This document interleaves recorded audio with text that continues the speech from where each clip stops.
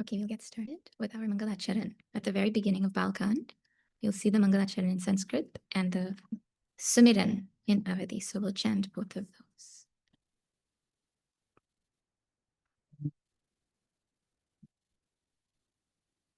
Varnānām vardha sanghānām rasanam chandasam pi mangalanam chakartaram Vande Vani Vinayaka Bhavani Shankara Vande Shraddha Vishwasarupina Yabhyam Vinana Pashyanti Siddha Svantastamishvaram Vande Bodhamayam Nityam Gurum Shankaram Yamashito hi bhadromi Chandra sarvatra vandyate Sītārāma gunatrāma Punyāranya viharino Vande vishuddha vijñāna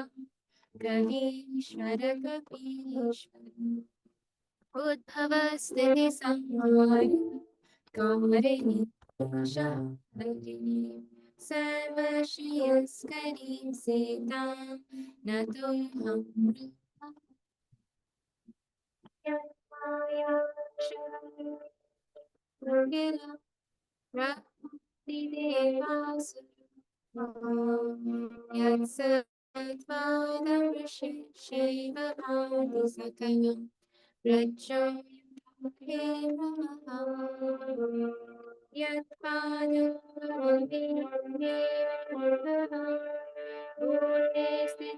Shabata Vandehatamashishakarana Param Rama Rama Kyamesham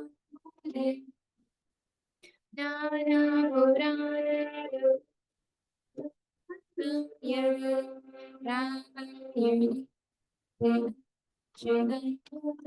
Rama Santa Sabhaya Tulasi Madhunatata Vashanima Dimachpurta Vashanima Dimachpurta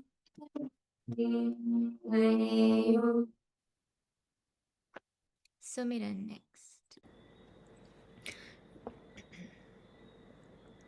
जो सुमिरत सिद्धि होई गणनायक करिवर वदन करौ अनुग्रह सोई बुद्धि राशि सुभगुण सदन मूक होई वाचाल पंगु चरै गिरिवर गहन जासु कृपा सुदयाल द्रवौ सकल कलिमल दहन नील सरोरुह श्याम तरुण वरुण भार जनयन करौ सुमधुर धाम सदा क्षीर सागर शयन कुंदलिंदु समदेह उमारमण करुणायन जाहि दीन परनेह करौ कृपा वदनमयन बंदौ गुरुपद कंज कृपा सिंधु नररूप हरि महामोहतमपुंज जासु वचन रवि कर निकर जासु वचन रवि कर निकर जासु वचन रवि कर निकर.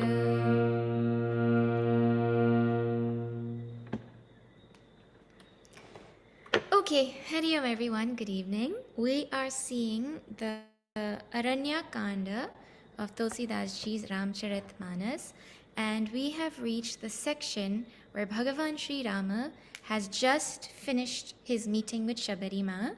Shabarima went to Bhagavan's pada. She attained Hari's pada with the Agni, yoga Agni of her own power. She gave up her body and she went and got that rare stage which very, very few people in Ramayana get, which is Sayujya Mukti, where she became one with Bhagavan such that there was no return for her. Then we saw Tulsidasji made a comment saying, "Oh fool, you silly mind, who will give up worshipping such a wonderful Bhagavan? Like, what else would you do if you don't worship him?"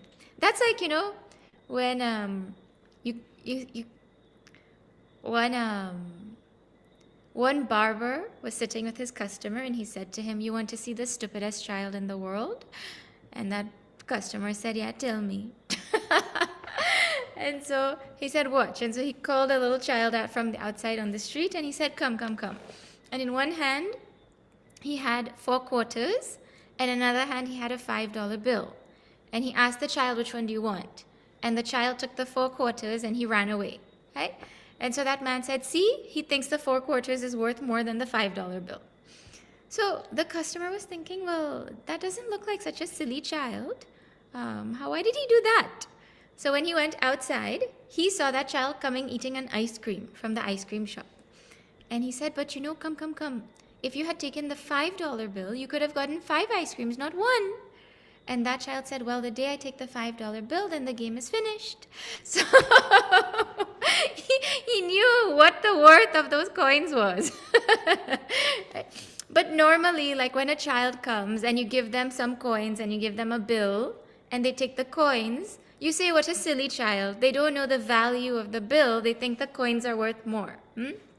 Tulsidasji is as though saying, why are you being so silly and being attracted to this world of coins when there's like $100 note here? Like that. I mean, Bhagavan is not $100, he's much more, but you get the point. So, having finished with the katha of Shabari and Shabari Ma telling him that he has to go to Pampa lake and beyond there he'll go and meet Sugriva and all of that, Bhagavan goes. And we see how Bhagavan plays the role of a person who is totally despondent because he has lost his wife. And he describes how a person becomes smitten with love, lust, whatever you want to call it. And he becomes so, his whole world changes in the way he looks at it. And Lord Rama depicts an example of, he gives a metaphor of as though being attacked by Kamadeva and his army, where everything around him is luring him in, So we saw that plight of Bhagavan Sri Rama, and now we're going to reach the section where Bhagavan Shiva is going to explain to us why Bhagavan Ram is doing all of this Manuja Leela. Because Tulsidasji keeps saying, "Iva, Iva," as though. He's crying as though. He's depressed as though. Means he's not really, he's playing the role. So what is the purpose of his playing the role? And why will they keep taking time to remind us he's playing a role? Because whole Ramayana he's playing a role, isn't it? I mean, from the beginning to the end he's playing a role. So Tulsidasji profusely emphasizes multiple times in this section that he's playing a role because it is very, very easy to get deluded in this section thinking how Bhagavan Rama could be just such an ordinary person crying over such a ordinary thing, right? So Lord Shiva is going to now give commentary and explain to us what actually is going on, why he's doing this Manuja Leela. So now Bhagavan is on his way to Pampa Sarovar and he is very depressed and he's explaining how the whole forest looks to him, and now Lord Shiva comments. So this is after, where did we reach? After 38, right? That's where we ended. Gunatita. We start with Gunatita, Sacharachara Swami. In Aranyakanda. I hope everyone finds it. If someone can tell the page.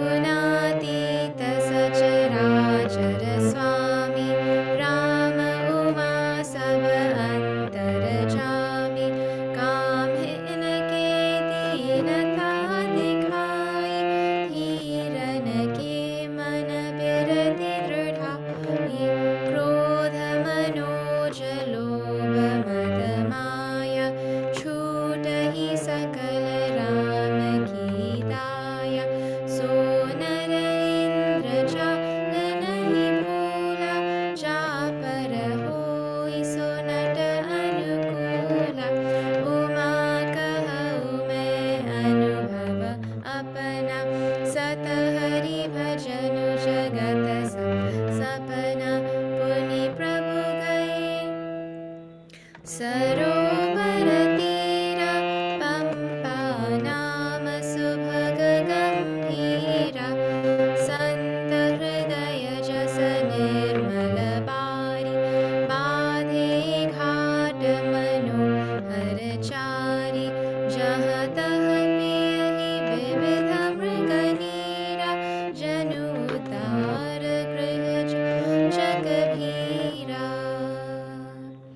पुरैनि सघन ओट जल begin पाई मर्म माया छंदन देखियहि जैसे निर्गुण ब्रह्म सुखी mean सब एक रस अति अगाध जल माही जथा धर्मशीलन के दिन सुख संजुत जाहि सियावर रामचंद्र की जय पवन सुत हनुमान की जय उमापति महादेव की जय बोलो भाई सब संतन की जय.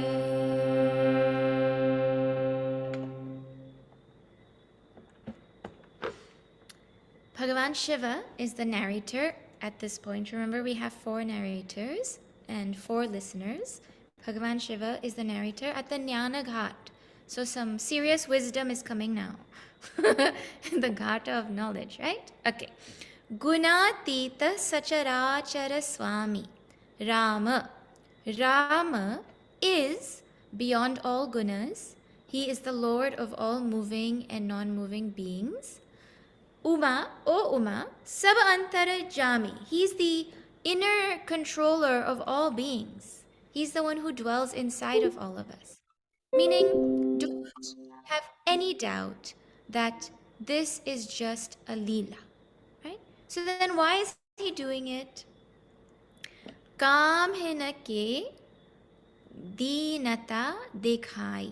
He wants to show the helplessness of people who are filled with desire. Because he's portraying, look what happens when you're filled with desire, when you're filled with kama. This is what you go through. This is how sorrowful and sad you become and bewildered. This is what happens to you. And dhiranake mana birati dridhai. And at the same time, what it does, it strengthens the dispassion in the minds of wise people. So people who are desire-filled, he shows how they are helpless. And people who are wise, he makes them develop stronger detachment. What? This is what happens when you have this kind of kama? No, I don't want it like that. Because there was a section in all commentaries and all Mahatmas explain, a section in just a little bit earlier when Bhagavan Sri Rama was spending time with Sitaji, and all the munis and the jnanis in the forest and the tapasvis were seeing, and they were thinking, oh, married life is so wonderful. Look how Lord Rama and Sitaji are with each other. Why don't we also get married? But he had to show them, no, there's another side to that also. You don't see only one side. So bringing balance to the view of what happens in such situations. Anyways, that's what our Mahatmas explain as one of the reasons. But he's showing us that having desire is not glamorous, actually. And seeing the negative side of it, it's supposed to inspire wise people to develop dispassion. Dispassion really just means developing a realistic expectation of what can and cannot make you happy. Dispassion is not becoming totally cold. It is just having the right expectation from the right thing. I don't expect salt to make my drink sweet. I don't expect sugar to make my food salty. I use salt when I need salt. I use sugar when I need sugar. I have a realistic expectation of them. Right? In the same way, dispassion is developing a realistic expectation from the world of what the world can give me and what it can't give me. And so when anybody says to you, well, Lord Rama also used to cry, well, they haven't seen this part, that he's playing the role to show us the problems of what happens when you have desire. Like you missed the boat on the point if you use that as justification to cry. He's demonstrating to us. So we can choose to be the helpless people who are desire-filled, or we can choose to be wise and develop dispassion, meaning a realistic expectation of the world. Right? So this is why he does this whole thing. Now, krodha, manoja, lobha, mada, maya. Shivji is commenting that anger, desire, greed, intoxication or arrogance, and maya, deception. Chhutahi sakala Rama ki daya. By the grace or the compassion of Bhagavan Ram, all of these things are removed, our anger, our greed, our jealousy, etc. By the compassion of Bhagavan Ram, all these things are removed. The point is, so he can come under the spell of karma, which he helps other people remove, which he protects other people from? Not possible. He's only playing a role. So nara indrajala nahi bhula, ja para hoi, so nata anukula. That man does not become under the spell of a magician on whom the magician's grace falls. What? Meaning, see, the analogy he's giving is, you know when you're watching a magic show, like we had so many at Sevanjali and even in Trinidad and all, we used to have magic show for fundraiser, right? So the magician comes and he does things and you're looking at him and you're like, oh, how did he cut that lady in half? Or whatever. He does things, you're like, wait, what just happened? He pulls money out of people's ears and you're like, what? And when you're little, you think that's real without realizing, well, if he could pull money out of our ears, why is he charging us to come and pull money out of ears? He could just pull money out of everybody's ears, right? So the magician, when we watch him, we get deluded, meaning we think he's doing all these cool magic things. But the one on whom his grace falls, like his helper, who is close to him, who understands, who he tells his secrets to, that person can never get deluded. You know when you see a magic trick, you can never unsee it? Like that. When the magician shows you what the trick is, then you can never be deluded by what is actually happening. So now you extend this example. The magician of this world is Bhagavan. His Maya deludes everybody. But those on whom his grace has fallen, those people can never get deluded. Meaning they can never forget the true source of joy. They can never think that the world can give me more joy than it can actually give me. So this is how Lord Shiva is saying, Bhagavan Ram is the magician. This Maya is his. And if he has compassion on you, this Maya cannot do anything. That Rama, you think he can be deluded by his own Maya? Can a magician ever be deluded by his own magic? Not possible, like that. Uma kahau mein anubhava apana. O Uma, O Parvati, I am going to tell you my own personal experience, the essence of my experience. Which other tradition in the universe will you find Bhagavan telling his own experience to us. Huh? Bhagavan Shiva himself is telling his experience. What is it? Sata Hari Bhajana Jagata Saba Sapana. The only true thing, the only truth in life is Hari Bhajan. Hari Bhajan could mean seva, it could mean worship, it could mean knowledge, karma, bhakti, jnana, all three. Sata Hari Bhajan. The only true thing in this world is Hari Bhajan. Jagata Saba Sapana. And the whole world is a dream. Meaning, the only thing of real substance in this universe is our relationship with Bhagavan in whatever way. In the form of seva, in the form of bhakti, in the form amounts to zero. You know, they have that story of the man with 4 wives who dies, and now he's being taken to his cremation ground, and he asks the wives which of them will come with him. And so the first wife says, no, I am not coming with you. I'm going to stay right here in the house. And the second wife says, well, I can come with you up to the cremation ground, but I'm not going to enter the fire with you. And the third one says, I will enter the fire with you, but I won't join you after that. You have to go on your own journey. And the fourth one says, I will come with you all the way. Y'all have heard this before? I'm telling it very briefly because I'm assuming you've heard it. No! Oh, I should have told it properly then. Hooray, now rewind. A man died, and when he was dying, he asked his 4 wives which of them would accompany him after death. And the first one says, I am not coming with you. I'm staying right here. And the second one says, I will come with you up to the cremation ground.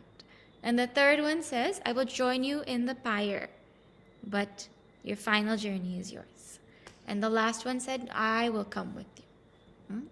The first one is our house and all of our possessions. When we die, they stay in our house. They stay right there. They can't even come with us to the cremation ground. The second wife is all our friends and family.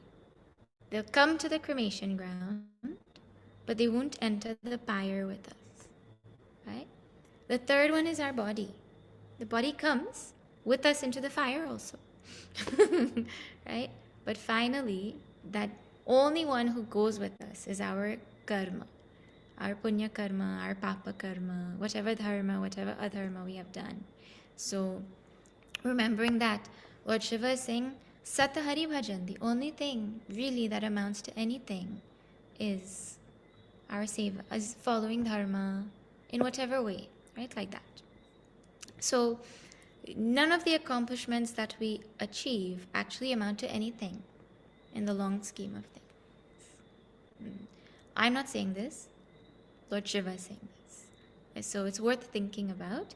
You could think about this your whole life actually, and this is something that will really bring true perspective to what's important in life. You know how they have those workshops on setting priorities? I think this should be a principle in there.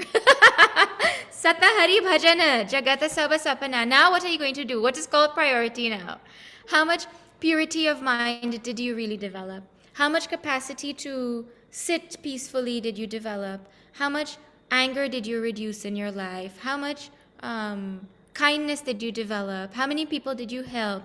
This is what is going to count at the end. Not how much money you made and how many promotions you got and all of those things. Those have their own importance. But without this, it's like empty. So it's worth thinking about. Worth really, really, really thinking about this. Very famous line, Sata Hari Bhajana Jagata Sava Sapana. Now, Puni, then Prabhu Gaye Sarobara Tira. Bhagavan went to the bank of that Pampa lake where, he tells next. Pampa Nama Subhaga Gambhira. It was called Pampa Lake.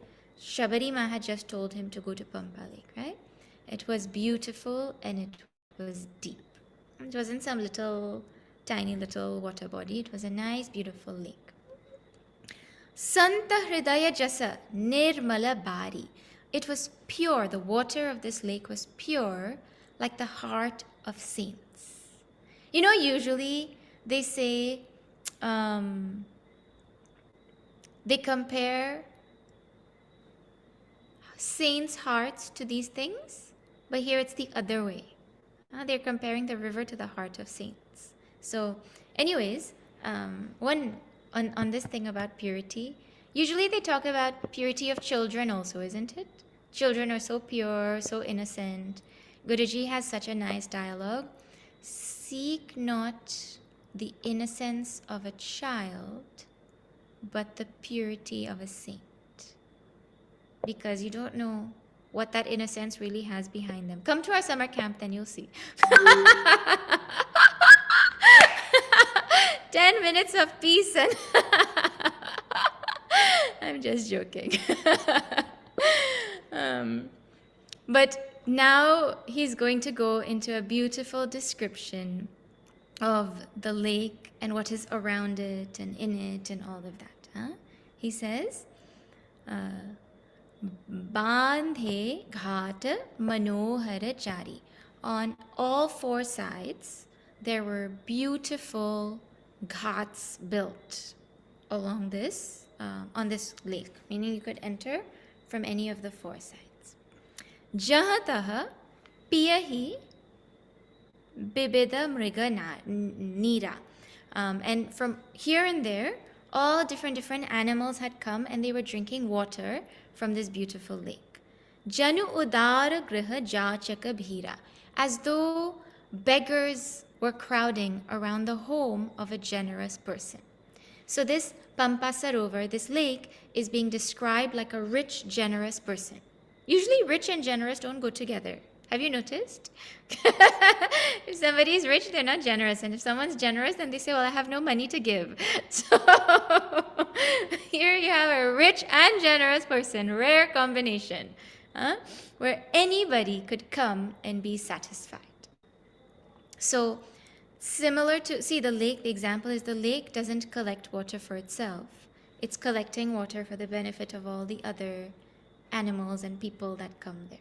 In the same way, behind the lines here, Tulsidasji is explaining, a truly generous person does not create wealth for themselves. They create wealth for the capacity to share. Very interesting things to think behind the lines. Now, Pura in the Doha, he says, Puraina Saghana Ota Jala Begina Paya Marma. Do you all know? See, Puraina? You all know what Puraina is? If you're from Guyana, you'll know. Purine leaf. You've heard the word purine leaf? Purine leaf is the leaf that we eat our food in at the end of Satsanga. It's a lotus leaf. And the word comes right here in Ramayana. In Trinidad, they have the flat leaves. Over here, the lotus leaf is a little like a bowl. So you literally hold it in your hand and you eat from it. Purine leaf, lotus leaf. This word is from right here. The lotus leaves, or any lily water leaves, you know, the big leaves that you find in the water, they were covering the water so much that you could not see the depth of the water. You couldn't see the pure water. Just leaves everywhere. I couldn't have visualized this before, but having come to Guyana, which is full of water, you see this everywhere. You're driving everywhere and all you see is big, huge lotus leaves, beautiful lotuses popping out, and you can't see any of the water that is underneath it. And Tulsidasji says, Maya channa na dekiyai jaise nirguna brahma. How nirguna Brahman, when covered by Maya, that nirguna Brahman cannot be seen. So the water is right below, but the leaves are covering it. And if someone didn't know that the leaves grow in water, they wouldn't know that actually there's water underneath, isn't it? In the same way, the way this Maya covers Brahman, unless we are taught, really we will never know that right beyond this Maya is this infinite Brahman. So Then Tulsidasji says, Sukhi meena sab ek rasa ati aghada jalamahi. All the fish were very happy because the water of the lake was equally deep everywhere. It's not like, some places were super shallow and they had to struggle or anything. It was just deep all around. Jata dharma lanake dina sukha sanjata jahi. Just like, see his description, just like the days of people who are righteous, dharmic people, they pass and they go by with joy. Means the principle here is where there is depth of water, fish are happy. Extend, where there is dharma, there is happiness. Huh? So interesting. Tulsidasji, every time he sees the world, even in these descriptive passages, he's giving analogies that teach such deep meanings of life, because everywhere that he looks, this is what he sees. Truisms of life, laws of the universe, just echoing through lotus leaves on a lake. We would have seen it and been like, okay, let's move on. He's like, no, look at the example, like that. Right? Where there is dharma, there is happiness. This is a very, very important principle. We know this. If you didn't do anything wrong and then the police pull you over on the road, you pull over very happily. Yes, officer, how can I help you? But if you did something wrong and the police pull you over, oh God, today how much ticket am I going to get? Or the problem is when we've done something, but there's no problem when we haven't done something. So there's happiness wherever there is dharma. Tulsidasji is saying, you live your life like this, your whole life can be peaceful. Okay, now he goes into a beautiful longish description of the beauty of the lake.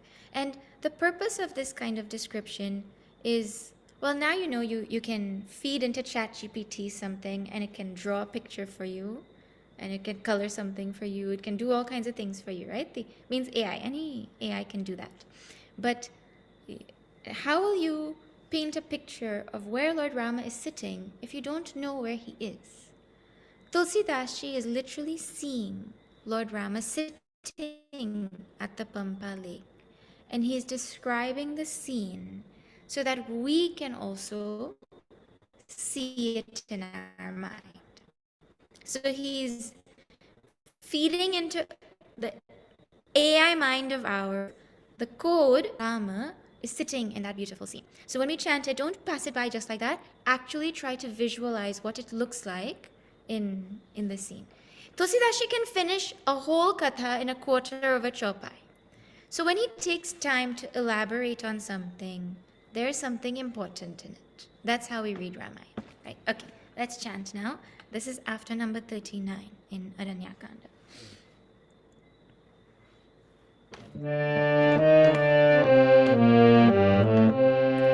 Bekase sarase janana ranga madhura mukhura gunjata bahu pringa bolata jala kukuta kala hamsa prabhu biloki janu karata prasamsa chakrabaka baka khaga samudai dekhata barnai barani nahi jai sundar khaga kanagira suhai jat pathika januleta bolai tal samipa munin hagriha chai chahud sikanana beta pasuhai champaka bakula kadamba tamala patala panasapara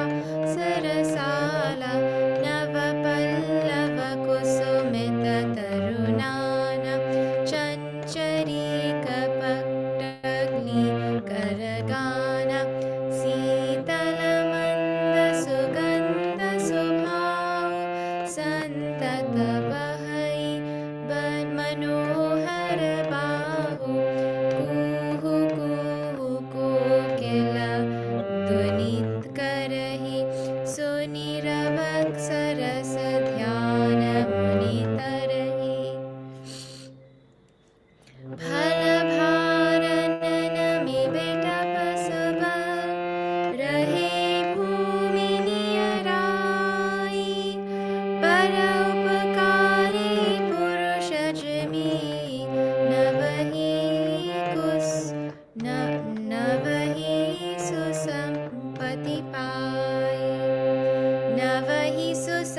Pati Pai. That's how it's supposed to go. Siyavar Ramachandra ki jai, Pavan Sut Hanuman ki jai, Umapati Mahadev ki jai, Bolo bhai sab santan ki jai. Bikase Sarasija Nana Ranga. There were beautiful lotuses of countless colors blossoming in this Pampa lake. Madhura Mukhura Gunjata Bahubhringa. And many bees were buzzing sweetly around the lake. Bolata Jalakukkuta Kalahamsa. And all the water birds and the swan hamsas and all of them, they were speaking. Bolata means they were talking bird language, whatever that is. Prabhu Biloki Janu Karata Prasamsa. And it was as though, seeing Bhagavan, they were speaking his praise. So you can imagine Bhagavan has come and all these birds chirping and whatever sounds they make. It sounded like it was praise of Bhagavan that was coming out of their mouth. Meaning, even an animal seeing Bhagavan has no choice but to sweetly glorify him. Chakravaka Bakaghaga Samudai. The Chakravak, some kind of geese. Then Baka, cranes, Khaga, other birds. Samudai, all groups of them. Dekhata Banai Barani Nahi Jai. Seeing them, they just could not be described. They were just so beautiful. So you have to imagine this beautiful, peaceful setting with countless birds coming and chirping. And oh my, when you go to certain parts of Guyana, it really is like this, huh? The lake is peaceful and still, and there's birds you cannot even count and know what they are. And you just feel the peace and the stillness and the quietude. It's so. And one time we went to a lake, it was so still, you could literally see a perfect reflection of up to the sky in it. If you looked down, you couldn't tell you were not looking at the sky like that. Huh? So there are places like that, and Bhagavan was in one such place. Then, Sundara Khagagana Gira Suhai Jata Pathika Janu Leta Bolai. Now, there were beautiful sets of birds chirping sweetly, and it was as though they were calling the attention of people going by. You know the travelers who are passing the lake? They were chirping as though saying, come, come. You know how when you go to India and then they scream, chai, chai, come, come, come. Or here, or here when you go, you know, I had to go and do some paperwork. So you go and then you come out and you have to get passport pictures or whatever taken. There's people standing there. You don't need to go to any fancy shoppers or anything to get passport photos here. Right outside the place where you need photos and photocopies, they have a little van. They open the trunk, the booth of their van. They put something at the back. They put a cloth on it. Come, come, come. You need to take a picture. Come, come, come. And they pull you before you can look and see where to go. You're sitting there and taking a picture with them. They're calling you just like that. Right? No, the birds were sweet sounding. It's like they were calling all the people going by saying, come, come, come. Come see this beautiful place. On top of that, come and see the beauty of this place with Bhagavan Rama. Come and see. Like that. Tala Sameepa Munina Griha Chai. Near the lake, all homes of munis were spread all around.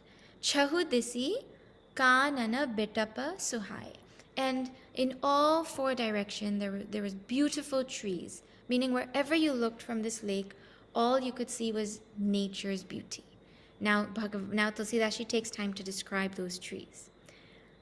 Champaka, Bakula, Kadamba Tamala. I don't know, some kinds of different kinds of trees. The Kadamba is Lord Krishna used to climb the Kadamba tree. But the rest I don't really know what they are. Patala, Panasa, Parasa, Rasala. Rasala is mango, right? That one I know. Rasala is mango. And then Panasa is jackfruit, shatain or katahal or however you want to call it, right? So all different types of trees. You can imagine trees that you never even knew existed, they were there. Navapallava kusumita taru nana. There were countless new leaves budding on all of these trees. Chancharika patali karadgana. And all rows of bees also were singing around these trees. Sitalamanda sugandha subhau. It was naturally cool, soft, and fragrant. Santata bahai manohara bau. And this breeze, which was naturally cool, soft, fragrant, was constantly blowing in the lake. It wasn't hot and sweaty. Kuhu kuhu ko kiladhuni karanhi. The cuckoos were making that beautiful kuhu kuhu sounds that they make. Suni rava sarasa dhyana muni tarahi. And hearing the sweet sound of these cuckoos, even the meditation of munis would get distracted. Meaning, the environment was so sweet, surreal, serene, beautiful. It was like you can literally give your mind a picture to imagine where Bhagavan Ram is right now in the midst of this great sorrow that he's going through. Then in the Doha, Tulsidasji says, Phala Bharana Nami Betapa Saba Rahe Bhumi Niyarai. He said, all the trees were bending down because of the weight of the fruit. They remained almost close to the ground. You know when it's mango season and then the branches get very heavy? Once there's brahmacharis that are not around to pick them and no one picks them, then the branches get lower and lower and lower because they get so heavy, almost touching the ground. He's saying these trees were so filled with fruits that they were coming close to the ground like that. And I don't know, you can imagine it's like they were bowing to touch Bhagavan's feet as though, But the example he gives is, Para upakari purushajimi navahi susampati pai. Like a person who's always engaged in the welfare of other people, who's always thinking about other people's good. It's as though that person now gained new wealth. Means when that person gains more money, more wealth, they have the capacity now to help more people. That's the joy that they feel. They become more. Means the metaphor of the trees going down is this person becomes more humble and more modest by the reception of the new wealth they've gotten, because now they can share more. They don't become arrogant, they become more humble. That's the sign of one who's really engaged in the welfare of others. I can't remember who used to tell this story of a man who there's a king, someone who every time, he was very generous and there was nothing anyone could ask him that he wouldn't give. But there was one thing. Every time he gave anything, he would always put his head down and give it. He would only ever give with his head down. And so one day someone came to him and he said, "What can I give you?" And that person said, "No, I don't want anything. I want to ask you a question. Why is it that every time you give something, you put your head down?" And he said, "Because, you see, when I give and people say thank you, they think I'm the one who's giving and they're thanking me. But they don't realize that it is not me, it is Bhagavan who is giving. So I put my head down to remember it is not me who is giving, it is Bhagavan. So how can I take the thanks for it? They're thanking me for something that belongs to Bhagavan." That sentiment is what a truly humble person has. And with the generation of more wealth, they gain more humility where they can share that more. This is Tulsidasji's beautiful example. Okay, now let us see what happens when Bhagavan sees this most beautiful lake. This is after number 40.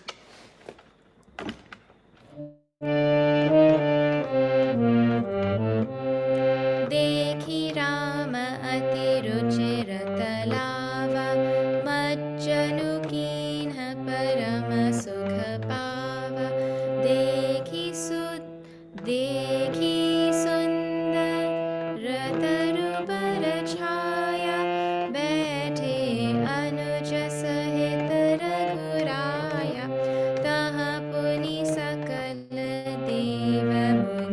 आए स्तुति करी निज धाम सिधाए बैठे परम प्रसन्न कृपाला कहत अनुज सन कथा रसाला बह बिरहवंत भगवंत ही देखी नारद मन भा सोच विशेषी मोर साप करी अंगीकारा सहत राम नाना दुख हारा ऐसे प्रभु ही बिलो गौ जाई पुनि न बन्ही अस अवसर आई यह बेचारी नारद कर बीना गए जहाँ प्रभु सुख आसीना गावत रामचरित मृदुबानी प्रेम सहित बहु भांति बखानी करत दंडवत लिए उठाई राखे बहुत बार उरलाए स्वागत पूछी निकट बैठारे लक्ष्मण सादर चरण पखारे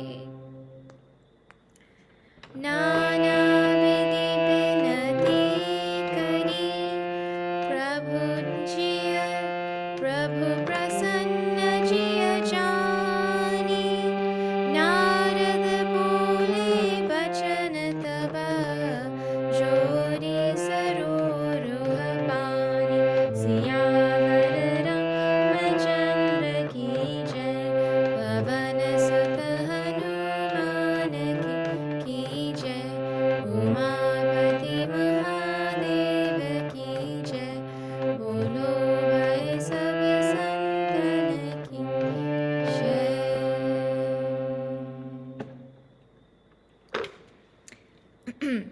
देखी राम अति रुचिरत लावा.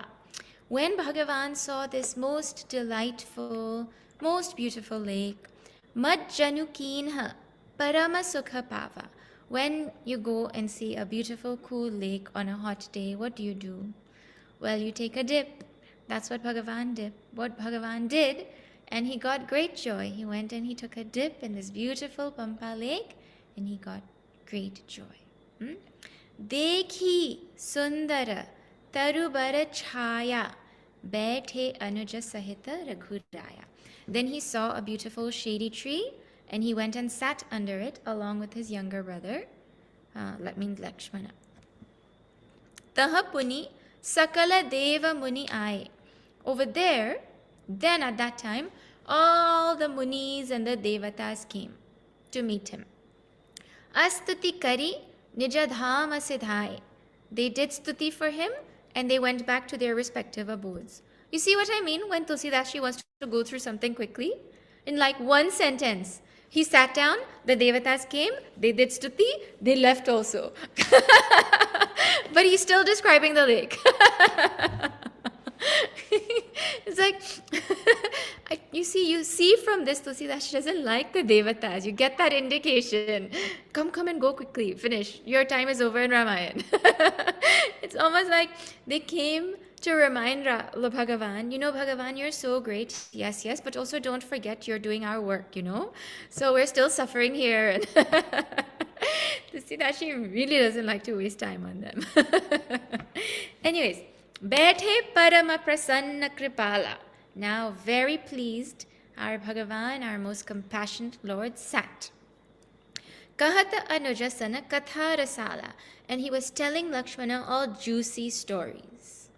Juicy stories? Well, in Mean Girl's language, juicy stories means one thing. But in Bhagavan's language, juicy stories means filled with devotion. Juicy stories, filled with love, filled with devotion, like that. Biraha, now what happens? Birahavanta, Bhagavanta hi dekhi, Nārada. Nārada ji saw Bhagavan Birahavanta, sad and separated, in separation from Sitaji. Separated from his loved one, Birahavanta, suffering in that separation, he saw Bhagavan. Nārada manabha socha sani biseshi. Oh, did I miss a line? Where is that? Oh, no, it'll come later. Nārada manabha socha biseshi. Naraji's mind became especially sorrowful, sad, full of sorrow. Naraji's mind became. Huh? How come? Why did he feel sad? Means you would have seen Rama going through the forest, crying and saying, "Where's Sita?" and all of that, right? Why is he sad? Mora, where is it? Mora sapakari angikari sahata Rama nana dukha bhari. It is because Bhagavan Ram took my shrap upon himself, he is bearing so many countless sorrows. What shrap? You have to now rewind your mind to Balakand. And if you were not here, then I have to quickly tell. What happened? In Balakand, one day, Naraji had gone and he had sat in meditation in a beautiful place. His mind became absorbed in samadhi. And Indra, seeing him sitting in meditation, got scared. Well, he's going to develop superpowers and he's going to ask for my throne. Indra gets scared for everything. So Indra said, "This is not good. He's doing something good. You please, Kamadev, go and distract him so he doesn't sit in this kind of meditation." So he sends Kamadev, and Kamadev goes and tries to distract Naraji, and Naraji doesn't get distracted. So when Naraji comes out of this meditation and he finds out he wasn't distracted by Kama, he feels like he conquered Kama, which even Lord Shiva couldn't do. Because Lord Shiva, when he opened his eyes, he got angry with Kama and he burnt him to ashes. But Naraji said, no, just Kamadev, go back home. He didn't get angry. So he said he conquered Kama and Krodha. So he went to Bhagavan Shiva to boast. I conquered Kama and Krodha, because news spread and came back to him. And so Lord Shiva said, "Okay, Nārada, whatever you do, just don't go and tell this to Bhagavan Vishnu." So Naraji must have been thinking, what? Because you're embarrassed that you couldn't conquer this? Now, what did you think he did? When you tell someone don't do something, that's the first thing they do. He ran to Bhagavan Vishnu. Bhagavan Vishnu said, "How are you?" Bhagavan Vishnu, I conquered Kama and Krodha. Even Lord Shiva couldn't conquer it. Exactly what he was told not to do, he went to do. Okay. Lord Vishnu said, "Oh, I see. Okay." He saw pride had come in Naraji's mind. So now Naraji bids farewell. I'm telling you this story. It's like a long story. I'm telling it in super duper fast forward.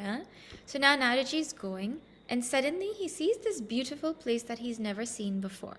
Like on an island, a beautiful kingdom. So he goes and he's like, "Where is this place?" And he goes to check out what is happening. And he finds out there's a Swayamvar of a beautiful princess called Vishwamohini.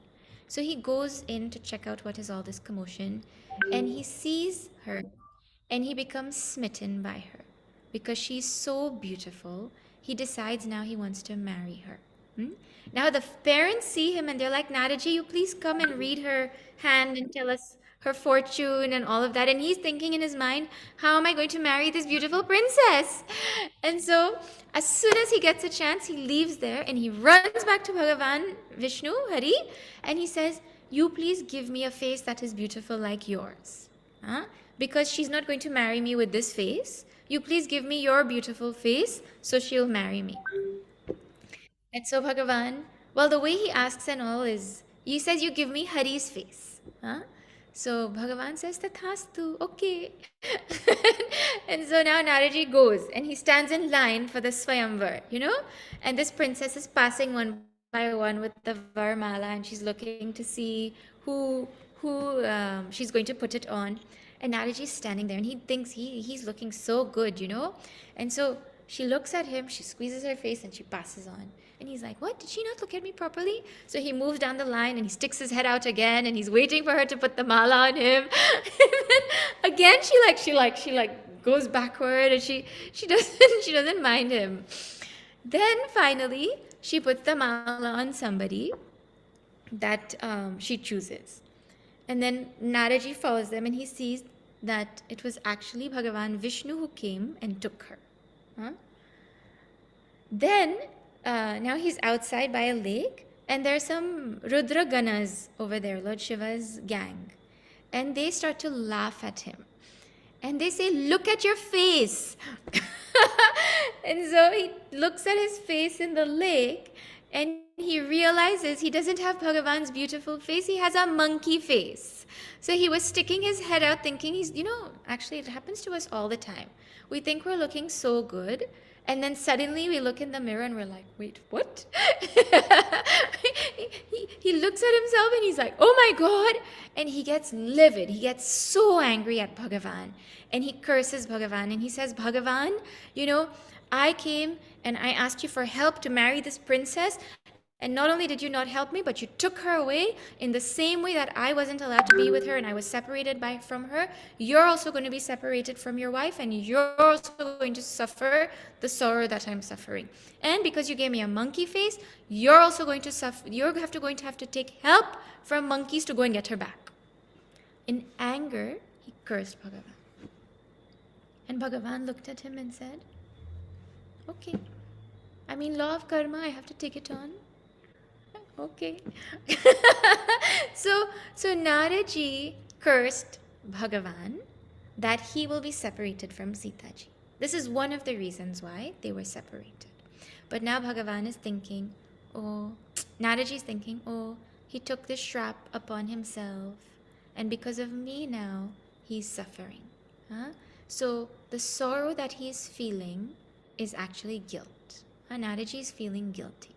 So, ऐसे प्रभु ही below कऊ जाई पुनि न बनहि अस अवसर आई. I should go and meet Bhagavan like this. Such an opportunity will not come again, where he's sitting at the lake, he has nothing else to do, it's a peaceful time, and I'm feeling guilty.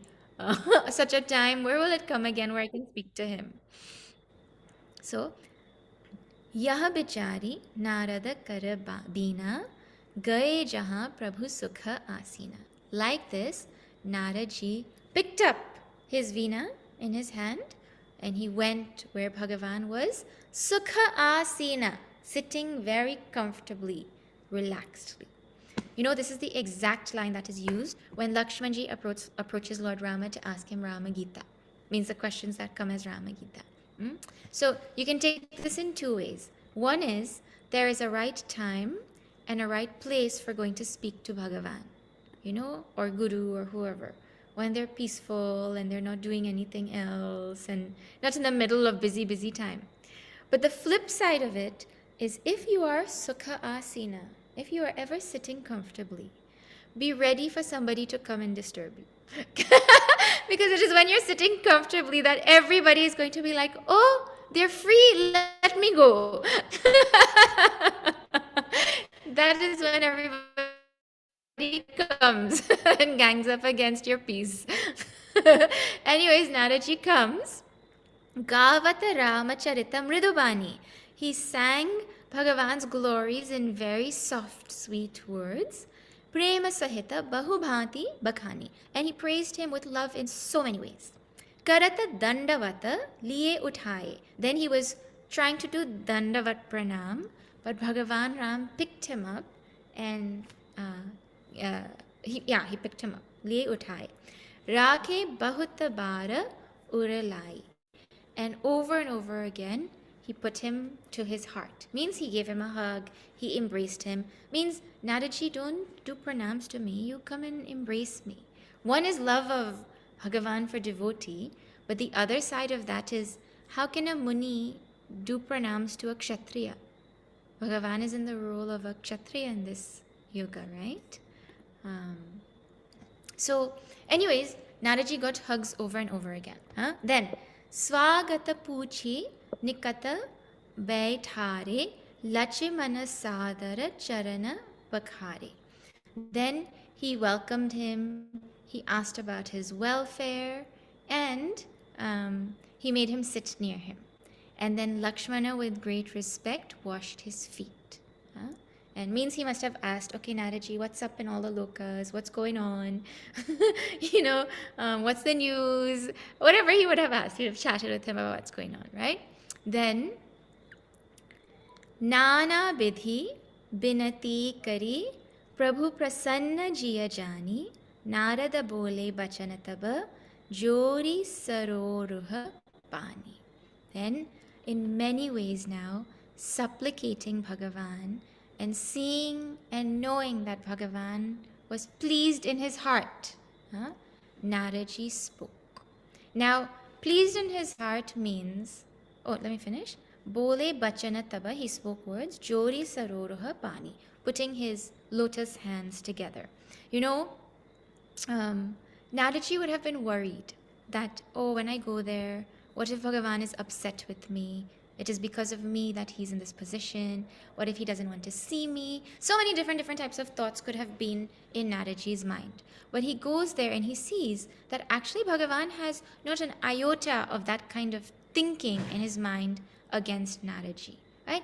He didn't even mention it in joke.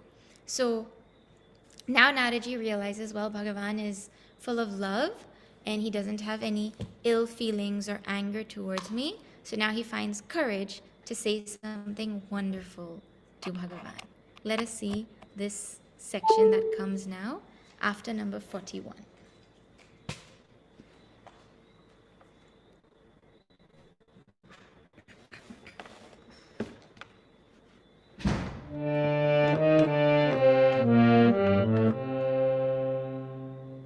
Sunahu udar sahaja ragunayak sundara agama sugama baradayak dehu eka baramaga swami jadyapi janata antarjami janahu muni tumhamora subhau janasana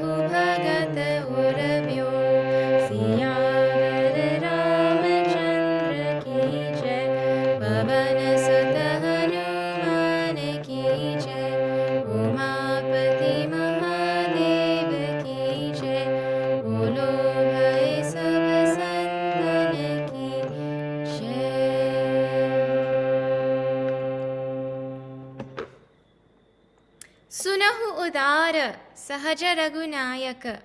Listen, O naturally generous Rama, Sundara Agama, Sugama Baradayaka. The one who gives boons so easily that are even very difficult. Even boons that are so difficult to give, you give those boons so effortlessly. Why is he talking about boons? Because he has a plan to ask. Dehu eka baramagau Swami. Oh Swami, oh Master, oh Rama, give me one boon. I want to ask. Bhagavan didn't say ask for a boon. But he has gone there to ask for a boon on his own. Give me one boon na. Jadyapi janata antarajami. I'm going to ask you for a boon, even though you know everything. You are the inner controller. You already know what I want. Bhagavan, you already know everybody's mind. This is a really wonderful thing. You know, Bhagavan already knows what is in our mind. But if we don't ask, I know what I want. He knows what I want. But I have to say what I want before he can tell me, okay, I can have it. Nāradaji had to come there and ask Bhagavan for his boon, even though Bhagavan knew what he was going to ask for. And Swamiji had said something really interesting about this that I'm still thinking about how it is necessary for us to ask, because in the asking, there is the effacing of the ego. It is only when we ask that we admit that we don't actually have power, that it is Bhagavan who has the power. Because, I mean, really speaking, if I could get it myself, I wouldn't need to ask Bhagavan, right? And if I didn't want it, I wouldn't need to ask Bhagavan. But in asking, there's an acknowledgement that I want it and that I don't have the power to get it. Now, there are certain things we don't ask Bhagavan for, right? Like we don't ask Bhagavan to help us to pass our exam or do our project or whatever, you know. Nowadays, you ask ChatGPT for those things. You don't even ask other people. What you can ask ChatGPT for, you don't ask Bhagavan those things. Very simple rule.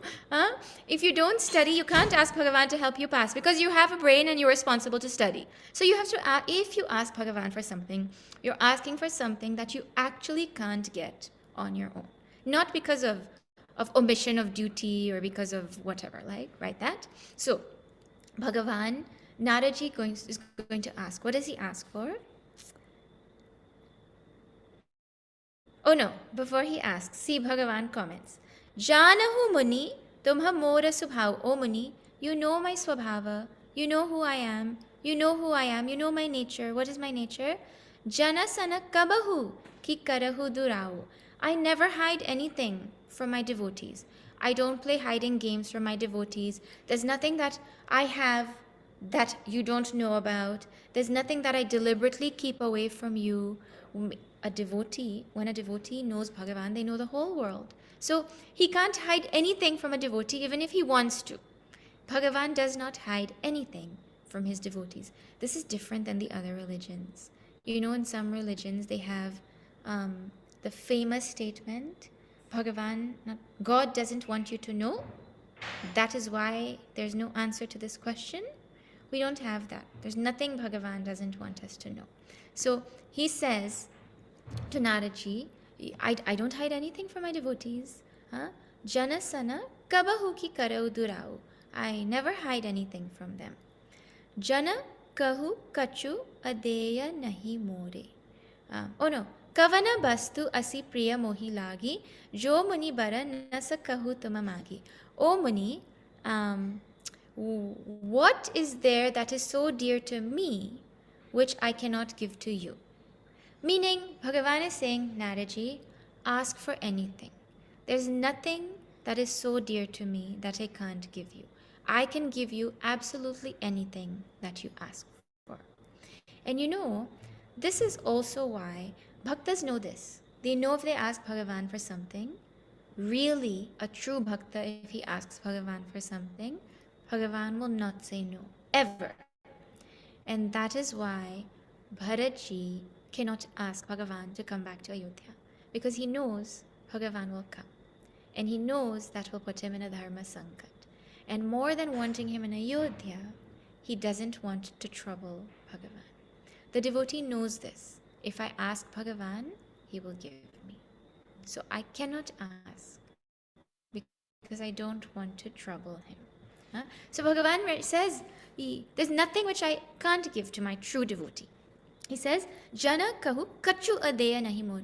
For my devotee, there's nothing at all that is ungivable for me.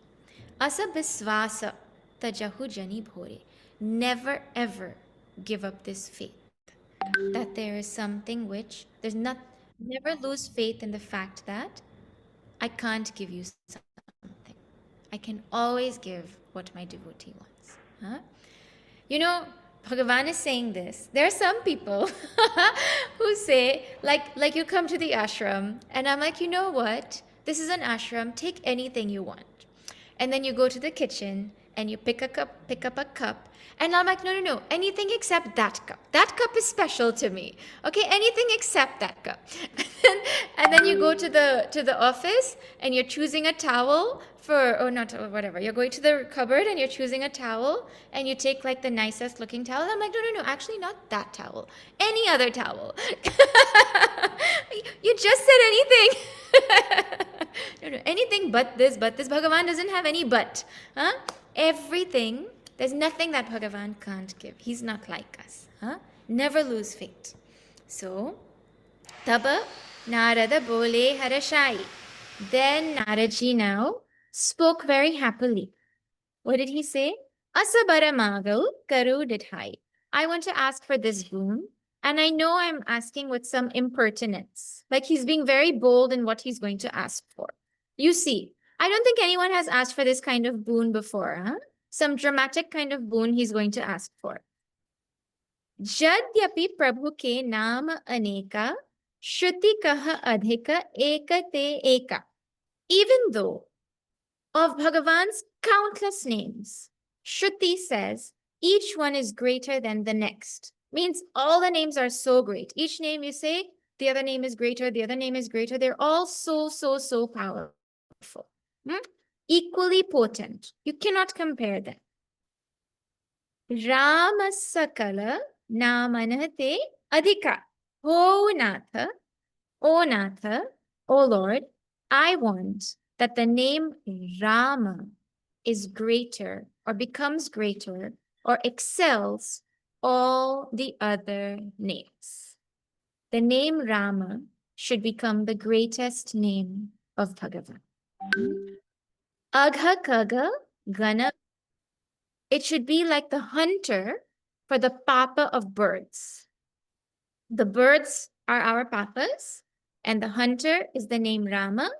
And saying Rama should remove all the papa of birds that are there. So now, see now, Naraji is saying Rama, I want the name Rama to become the greatest name ever. Now you just think, Lord Rama just said, there's nothing that my devotee asks for that I cannot give. But now he's asking for the name Rama to become the most popular, greatest, whatever, powerful name. So, first of all, non-Rama devotees will be like, excuse me, hello, Krishna is the greatest. What do you mean? Devi is the greatest. Naraji, hello, what kind of bias is this? He's not saying Rama is greater. Don't misunderstand that. For Rama devotees, the name Rama should be the most powerful of all of his names. Obviously, for a Krishna devotee, Krishna's name will be the greatest. For a Devi devotee, Devi's name will be the greatest. But within Rama devotees, you take it like that. For a Rama devotee, the name Rama should be the greatest, like that. It should be the most powerful. And remember, the name Rama existed even before Rama was born. Huh? Now, why did Naraji ask for this boon? Maybe because of the shrap, he was feeling bad. So he thought, at least the name Rama should be special. Maybe because it's very easy to say. So when you give up trying to learn all complicated, you'll give up trying to learn all complicated names and you'll take an easy one.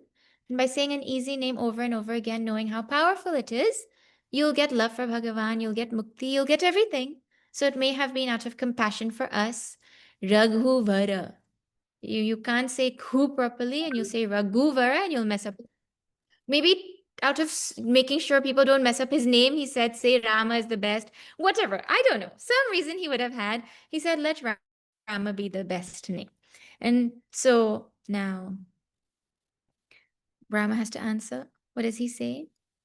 Oh no, he doesn't finish yet. Raka Rajani Bhagati Tava. The full moon night is like bhakti for you. So imagine the night time is bhakti. Rama Nama Soi Som. in that night time of bhakti, the moon is the name Rama. Aparanama Puragana Bimala. All the other names are like the little twinkling stars around the moon. Vasahu Bhagata Ura Byoma. Like that beautiful night sky, the moon is the name of Rama, and the stars are all the other names of Bhagavan. So now what will Bhagavan say? Evamastu. So be it. Tathastu. Munisana kaheu. Kripa Sindhu Raghunath. Our most compassionate Bhagavan. What else will he say? How can he say no to Nārada? Okay, no problem. Let Rama's name become most popular, most great, most powerful, most whatever, like that. Huh? He didn't say, what kind of ridiculous boon are you asking? He very lovingly said, no problem. Huh? So this Rama name is so easy to say. It's called the Mantra Raj, I think. It's called the king of mantras. Huh? Of all mantras, it is the king because of how powerful and potent this little Rama word is. Now the story gets interesting. Nārada and Lord Rama are going to have a conversation till the end of this kanda, which is coming up soon, but there's still a few dohas to come. Huh? Very interesting conversation ensues. Taba Nārada mana harasha ati Prabhu padanayo mata. Now Nārada's mind was filled with great joy, and he bowed his head down to Bhagavan's feet. But he was not saying bye. It is not yet time to go. He has something super interesting now to ask Bhagavan. What is that thing? Well, let me give you all a little spoiler alert to think about. He says to Bhagavan, you know, Bhagavan, just now you said there's nothing that a devotee asks for that you don't give. Any devotee asks anything, you'll give it to them, correct? Bhagavan said, yes, correct. Well then, Bhagavan, why is it that when I asked to marry that princess, you didn't let me marry her? He's still holding on to that princess. I mean, it appears from the question. Literally, that is his question. He says, when I wanted to marry that princess, why did you not allow me to marry her? So now Bhagavan has just said, I give everything to my devotees that they ask for. And Nara is saying, but no. I asked for something and you didn't give it to me. And I am your devotee. Explain that. So really the next question, the next section answers the question, why does Bhagavan not fulfill all our desires? Basically, it'll amount to that. We have desires. He has the power. We don't have the power. Why does he not fulfill them if he has the power to? And he can. So think about it. He's going to answer. Nārada still has to ask the question officially. I'm just telling you unofficially to think about it. We'll see next week when he asks how beautifully Bhagavan responds to this question. And then you will never ever have this question again for your life. Bhagavan, but I have this desire. Why are you not fulfilling it? Nārada asked and he answered for all of us. So we'll see that next week. Wonderful, wonderful section coming up. Okay, we'll do closing prayer. Oh, no, I have a couple of announcements and then we'll do closing prayer and then we'll open up for anyone's reflections and questions and all that. Okay. Number one, summer camp is going on at Chinmaya Mission Guyana in Monrepo. If you know anybody who would be interested, please do let them know. It's a 3-week camp. Just about a week is coming to finish. There's still 2 more weeks. And we can organize transportation also for anyone, not from overseas. I mean, those who are local around the area and want to come. You all have to get your own tickets and come if you want. We'll give you space to stay. We'll organize transportation for kids in the villages around the area. If you know anyone, please let them know camp is going on. This is for Guyanese residents. Then applications are still ongoing for the Vedanta course in Trinidad. The Vedanta course is a 2-year residential training program where you study the scriptures in detail, systematically, authentically with Swami Prakashanandaji for 2 years. You wake up every day in the morning, very early. You have meditation and chanting at 5:30 and a.m. And then classes go on all the way till right around this time in the evening. You study Bhagavad Gita, Ramayana, you study Upanishads, you study Prakarana Granthas, you learn how to do puja, you learn all kinds of chanting, and your life changes, your vision changes. So anyone who's interested in that kind of thing, registration is ongoing. They must be 30 years and under. They must have a university degree and they must be unmarried. So if you know anyone who's interested, please do let them know, encourage them to consider. It's the kind of thing that if someone wants to study Hinduism properly and wants to make their contribution through Sanatana Dharma, this is a most special opportunity, a most special acharya to do it with also. So please do think who you can spread the word to. They have to be in the Caribbean. This is a course for Caribbean residents. Okay. Om Purnamada Purnamidam Purnat Purnamudachyate Purnasya Purnamadaya Purnameva Vashishyate Om Shanti Shanti Shanti Hari Om Shri Gurubhyo Namaha Hari Om Shri Sadgurunath Maharaj Ki Jai. Hari Om. We'll stop the